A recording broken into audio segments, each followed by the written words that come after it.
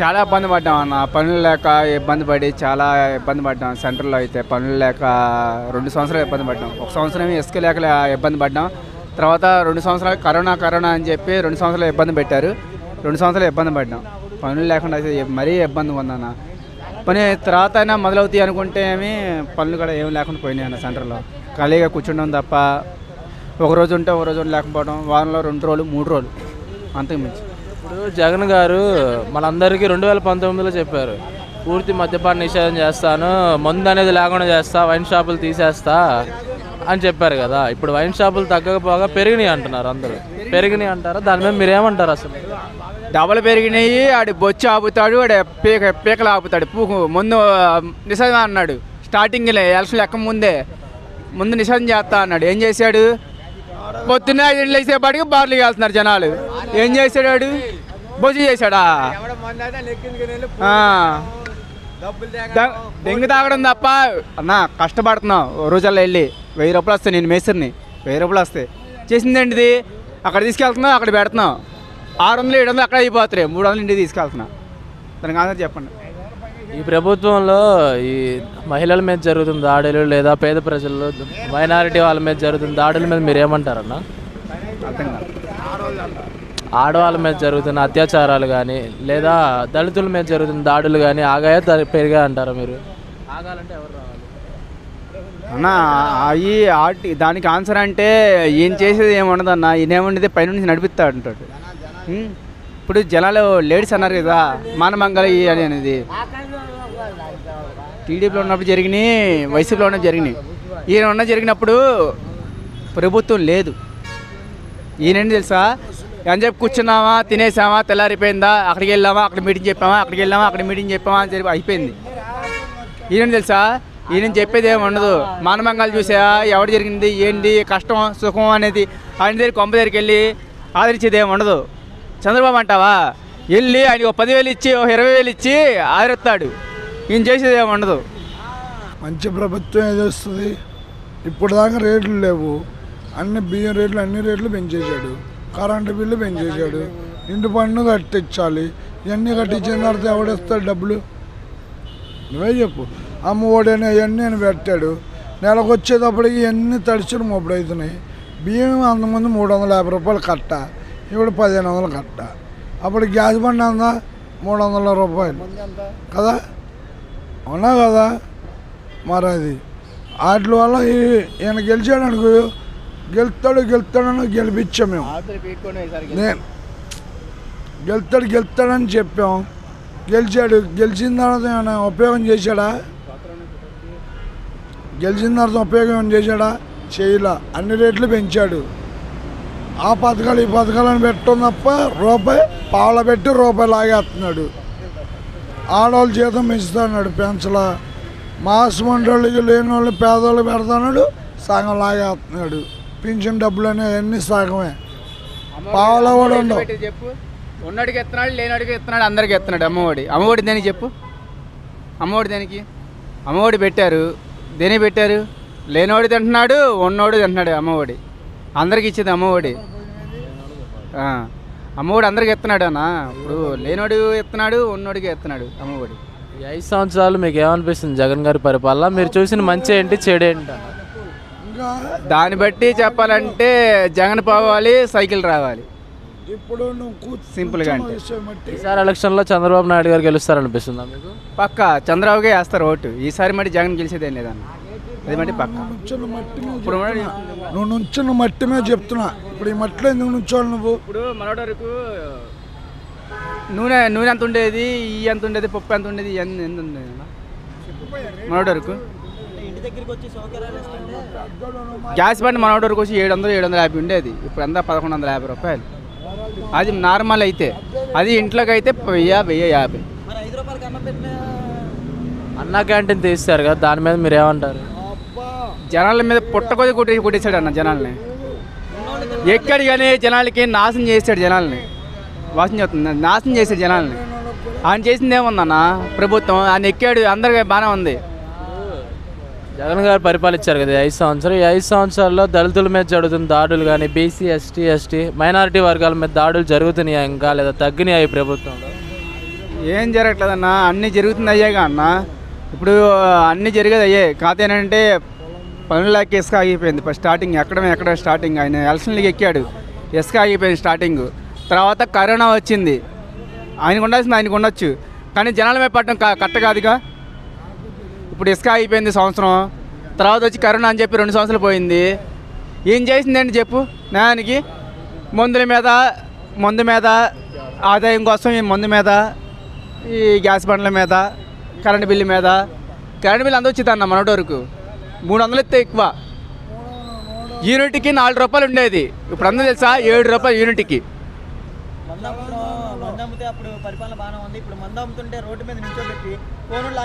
సరే, ఆ మందు తాగుతుంటే మీకు ఎలా అనిపిస్తుంది? సరే, ఇప్పుడు అడిగావు కదా, సింపుల్గా అదే ప్రశ్న అడిగావు చెప్తున్నా. మందు తాగితే ఇదివరకు 10ంటికి తీసేవాళ్ళు బార్లు, ఇప్పుడు తెలుసా తర్వాత 5ంటికి తీసేస్తున్నారు బార్లు. వెళ్ళడం, తాగడం, తిరగడం. క్వార్టర్ తెలుసా 210 రూపాయలు క్వార్టరు. పొద్దున తాగుతున్నారు, పని కావట్లా, నా మాట ఆడట్లా. ఇదివరకు అంటే రేట్లు పెంచడిగా అని చెప్పి క్వార్టర్ తాగి సరిపెట్టుకునేవాళ్ళు. ఇప్పుడేంటి పొద్దునే దూరేస్తున్నారు. ఏ డబ్బు అయితే ఏంటి, తాగుతున్నారా లేదా అలా. సైకిల్ వచ్చిద్ది అన్న చంద్రబాబు నాయుడు సన్న రేండ్లాగా చంద్రబాబు నాయుడు బాగా చేస్తాడు. జగన్ అంటావా ఏం చేయడు, ఉన్నది దోసుకుంటాడు, పేదవాడి దగ్గర దోసి దగ్గర రకం వాడు చాలు. తమిళనాడులాగా జనాలు నేర్చుకోవాలి.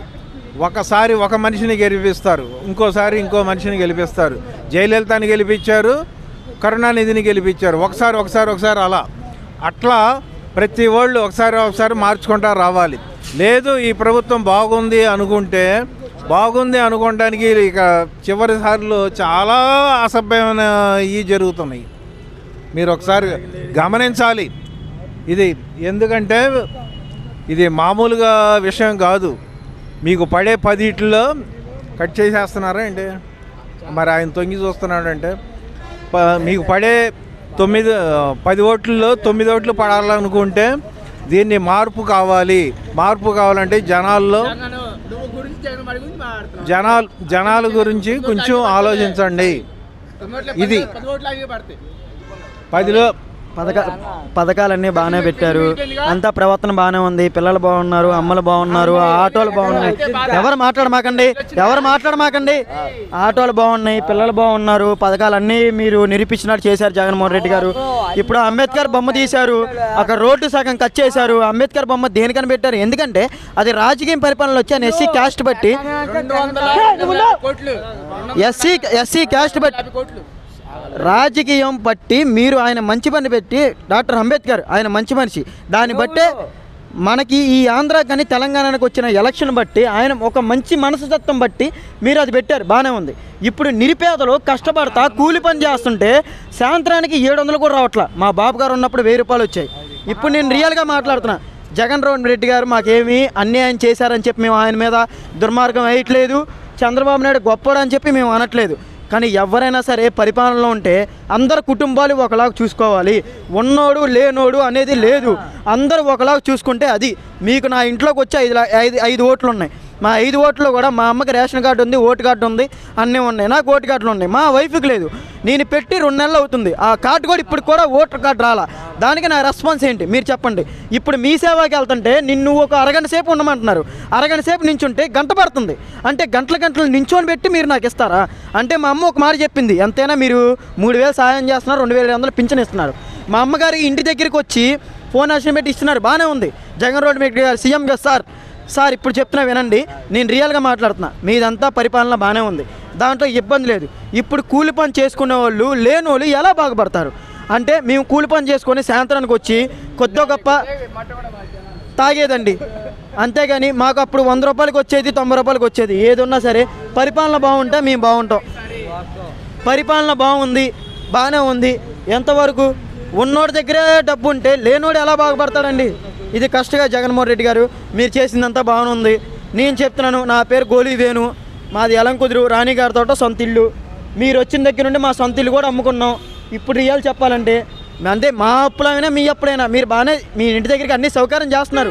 రేషన్ బియ్యం ఇస్తున్నారు, పంచదార ఇస్తున్నారు, కందిపప్పు ఇస్తున్నారు, ఓట్లు ఇస్తున్నారు, అన్నీ ఇస్తున్నారు. కానీ ఏది ఇచ్చినా సరే మాకనేది రేపొద్దున రోజున మా స్థరంగా ఈ రోజున పిల్లగాలు అంటే మీరు అమ్మఒడి పెట్టారు, పిల్లలకి బట్టలు ఇప్పించారు, బ్యాగులు ఇప్పించారు, అన్నం పెడుతున్నారు, బుక్స్లు ఇస్తున్నారు, అన్నీ చూసుకుంటున్నారు, స్కూళ్ళు కట్టేస్తున్నారు. బాగుంది, మీ పరిపాలన చాలా బాగుంది. కానీ ఏదైనా సరే మాకు కూడా కొద్దో గొప్ప చిన్న అలవాటు ఉంటుందండి. సాయంత్రానికి కూలి పని చేసుకొని ఒళ్ళు నొప్పులు వస్తాయి. ఆ కూలి పని చేసిన ఒళ్ళు నొప్పుల్లో ఎంతో కొంత తాగుతాం. అదేనా మంచి మంది ఇస్తే జగన్మోహన్ రెడ్డి గారు మేము ఓటేస్తాం. మీరు మంచి మంది ఇచ్చి మీరు ₹1 తీసుకోండి, తప్పులేదు. అదే పచ్చి మంది ఇచ్చి మీరు ఇక్కడ పేగులు మాడిపోయి ఆకలేకుండా ఇంట్లో వాళ్ళు బాధపడి ఇంట్లో మీద మూర్ఖంగా తయారయ్యి చాలా ఇదిగా ఉంటుందండి. It's okay, thank you, bye. నాదేంటంటే ఫస్ట్ నుండి చెప్పండి. యువతకి ఉద్యోగ అవకాశాలు ఎలా ఉన్నాయి అంటారు ఈ ప్రభుత్వంలో? ఉద్యోగ అవకాశాలు అన్నీ స్థిరంగా చెప్పాలంటే చదువుకున్న వాళ్ళకే ఉద్యోగ అవకాశాలు అంటే చదువుకున్న వాళ్ళు 70% ఉద్యోగాలు వస్తుంటే 30% ఏం చేయాలి ఉద్యోగాల్లాగా? నా దగ్గరికి మొన్న డిగ్రీ చదువుకున్న మనిషి టాపీ పనికి వచ్చాడు. టాపీ పనికి వచ్చి నేను కూలి పని చేసి రోజుకి 800 సంపాదించుకుంటా అన్నాడు. ఒక సిమెంట్ కట్ట కూడా మొయ్యలేకపోయాడు. అంటే నేను చదువుకోలేదు కాబట్టి మాట్లాడుతున్నా. చదువుకున్నాడు కూడా సిమెంట్ కట్ట మోస్తాడా? అలా వద్దండి. కానీ ఏదైనా మనం ఎంత కరెక్ట్గా ఉన్నా మీరు మొత్తం పరిపాలన బాగానే ఉంది. మీరు డ్రగ్ ఆపేశారు. గంజాయి తాగే వాళ్ళని గంజాయి తాగనివ్వట్లేదు, అన్నీ బాగానే ఉంటున్నాయి. మందు తాగే వాళ్ళని మందు కూడా ప్రశాంతంగా తాగట్లేదు. అందుకంటే ఏదైనా సరే ఒకటండి, మాలో ఉన్నది ఏంటంటే మేము ఏ రోజు కూలి ఆ రోజు అరే బబ్లు, మేము ఏ రోజు కూలి ఆ రోజు తెచ్చుకుంటేనే మా కడుపు నిండిద్ది, లేకపోతే మాకు లేదు. ఏదైనా మాకు కుర్రోళ్ళకి అనేది చెయ్యాలనుకుంటే చెయ్యండి. Okay, thank you, bye. Jaganmohan Reddy గారు, నేనైతే చంద్రబాబు నాయుడు ₹5 నాకు అన్నం పెట్టాడు, అందరికీ పెట్టాడు. మాకు దేవుడు ఆయన దగ్గర ఉన్నప్పుడు 2 పనులు చేసుకుని 2000 ఇంటికి తీసుకెళ్లేవాళ్ళం. 2 అస్సలకి పొద్దున 6ంటికి వచ్చి 9ంటికల్లా ₹1000 సంపాదించుకొని మళ్ళీ 10ంటికి పని ఎక్కి మధ్యాహ్నానికి 2000 సంపాదించేవాళ్ళం మగోళం. ఈ రోజున 800 సంపాదించాలంటే ఎంత గుద్దలు దమ్ముపోతుంది మాకున్న పిల్లలకు కానీ మా ఆవిడకి కానీ మా కుటుంబం కానీ చూసుకోవాలంటే. మీరు ఇచ్చిన పథకాలు కానీ మీరు ఎంత కష్టమైనా సరే మా నిరుపేదలను చూస్తే మీకు అవకాశం ఇస్తాం. నెక్స్ట్ మిమ్మల్ని గెలిపిస్తాం. మమ్మల్ని ముందు చూడండి. కానీ ఏ మాటకి ఆ మాట మీరు ఇన్ని చేసిన పథకాలు పెట్టి ఆయన అన్ని చేయకపోయినా మధ్యలో ఆగిపోయినా ఆయన ₹5 అన్నం పెట్టాడు, చూశారండి. ఆయన గొప్పవాడు. జగనే గెలుస్తాడు, జగనే గెలుస్తాడు, జగనన్నే గెలుస్తాడు, జగనన్నే గెలుస్తాడు, జగనన్నే గెలుస్తాడు అన్న. ఒక్క మాట, చిన్న మాట వీళ్ళేదో తిరుగుతారు, ఒట్టి పోగులు ఏకం ఇలా పవన్ కళ్యాణ్ వీళ్ళందరూ పొత్తు అదేనండి. అలాగనే నేను మాట్లాడి అలాగో వీళ్ళు పవన్ కళ్యాణ్ వీళ్ళంతా పొత్తు కూడా అదేట్లేదన్నా. ఆగని ఆగో పొత్తేట్లేదు అన్నయ్య. ఒక్క మాట చెప్తా అన్నయ్య, మాట్లాడతాగా అన్నయ్య. పోతుంది ఆ నాన్న దేవుడు రాష్ట్రారెడ్డి, అసలు దేవుడు. చెప్తా, అమ్మోడి 4 సంస్థలు డబ్బులు అన్ని నా పడుతున్నాయి, ఏకం డబ్బులు దేవుడు. అయితే ఇంకోటి ఉందన్నా, ఇవ్వలో ఒక్క మాట ఆగాగు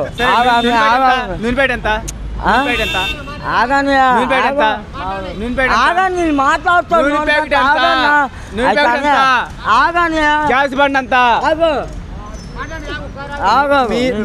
మీరు ఏం చేసినా పరిపాలన బాగున్నాయి. జగన్మోహన్ రెడ్డి గారు మాకు నచ్చారు. కొన్ని చేసేయి నిరుపేదలకి చేస్తే అన్ని బాగానే ఉంటాయి. ఈ గుండు చూసారండి, ఒక్క మాట పెన్షన్ గురించి చచ్చిపోరు ముసలు 4ంటికే ఇంటికి ఇచ్చేస్తాడు జగన్మోహన్ రెడ్డి. దేవుడు అక్కడ దేవుడు నచ్చలేదన్న నాకు.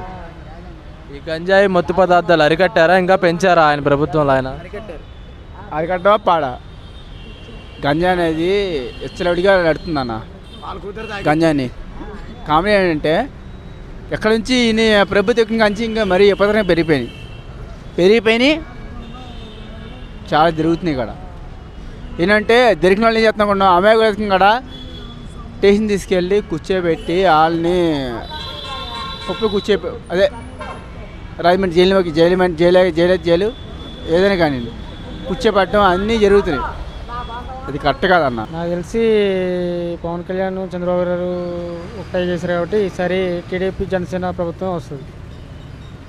సార్ జగన్ గారు పరిపాలించిన ఈ 5 సంవత్సరాల పరిపాలనలో మీకు ఎలా అనిపిస్తుంది? బాగుందా లేదా బాగాలేదు అనిపిస్తుందా మీకు మనసు? బాగాలేదండి, బాగాలేదు. ఎందుకనంటే పనులు లేవు, దాని తగ్గట్టు యువత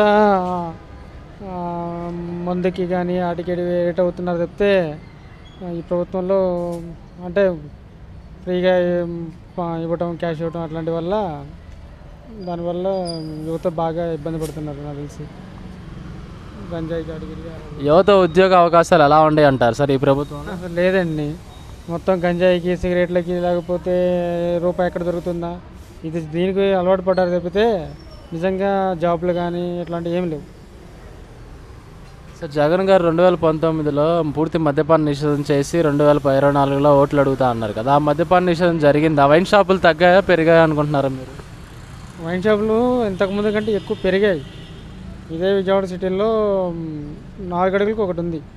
బైపాస్లో అయితే బైపాస్లో ఎంతో 100 మీటర్స్ దూరంలో పెడతామని చెప్పి అన్నారు. కానీ 100 మీటర్స్ కాదు కదా, 40 మీటర్లు కూడా లేదు, అంత దగ్గరలో ఉన్నాయి. వైన్ షాపులు బాగా పెరిగినాయి.